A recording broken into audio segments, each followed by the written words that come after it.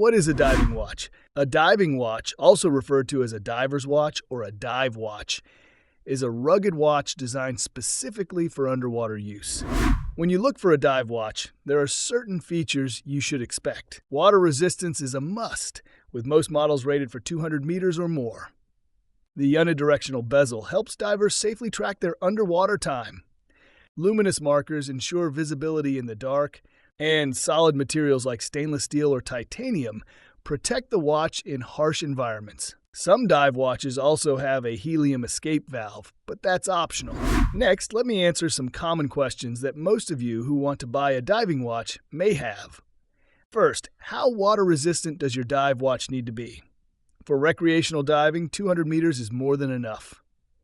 Helium escape valves are only needed for professional divers doing saturation dives. And yes, dive watches look decent enough to be used for daily wear. For beginners, which diving watch is popular? For beginners, brands like Seiko and Citizen have great options at an affordable price.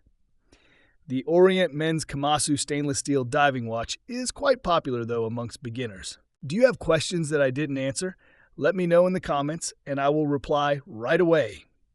If you found this helpful, remember to like, share, and subscribe for more videos about watches and jewelry.